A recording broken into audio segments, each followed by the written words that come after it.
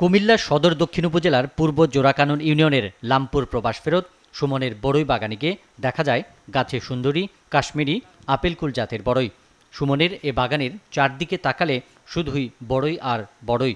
ছোট গাছগুলো বড়ইয়ের ভারে নুয়ে পড়েছে। সুমন লামপুর এলাকার আবু তাহেরের ছেলে। তিনি দীর্ঘ 18 বছর সৌদি আরবে কর্মরত ছিলেন। এলাকা ঘুরে আরও দেখা যায় সুমন সহ আরও 5 যুবক বড়ই তুলতে ব্যস্ত। এ সময় সুমন বলেন, প্রবাস থেকে আসার পর 5 বছর বেকার জীবন কাটান। 1 বছর আগে বড়ই চাষের উদ্যোগ নেন। গাছ পরিচর্যা ও বড়ই তুলতে তাকে স্থানীয় 10 যুবক সহযোগিতা করেন। সবার পরিশ্রমে বড়ই চাষে ভালো আয় করছেন তারা।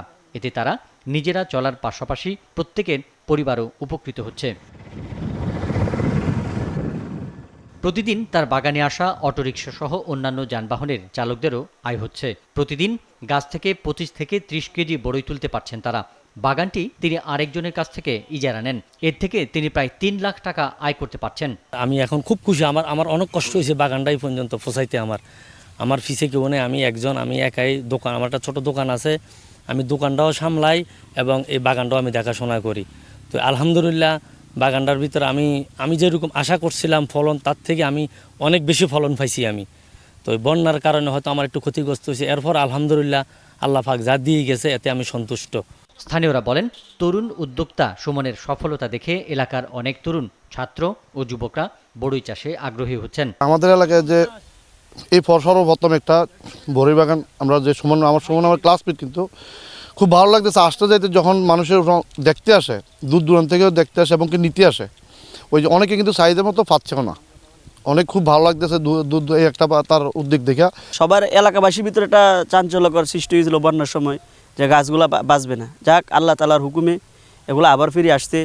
আমরা মানে আশাহীন হয়ে গেছিলাম, আল্লাহ তাআলা এগুলোকে আবার ব্যবস্থা করে দিয়েছেন। এখন আলহামদুলিল্লাহ ভালো। উনি আসলে বলতে গেলে অনেক ভালো একজন উদ্যোক্তা। উনি আগে থেকেই এরকম গাছপালা কিংবা এরকম তার ফসল করার জন্য একটা আলাদা একটা আগ্রহ তার ভিতরে আছে। আমরা তার কাছ থেকে বিভিন্ন পরামর্শ নিই, কিংবা তার বাড়ির দিকেও এরকম ফলাদি গাছ কিংবা এগুলো সে আগে থেকেই এরকম এই গবেষণা করে। তো আলহামদুলিল্লাহ এই আশেপাশে অঞ্চলে এরকম বড়ই বাগান কিংবা তার এই ক্ষেত এই ধরনের আর কোথাও নাই। আশা করি তিনি যেভাবে পরিশ্রম করছেন ভবিষ্যতে আরও সুফল লাভ করবেন। সুমনকে দেখে কৃষিকাজে এগিয়ে এসে দেশের অর্থনীতিতে ভূমিকা রাখবে যুবকরা, এমনটাই প্রত্যাশা সকলের। SATV digital.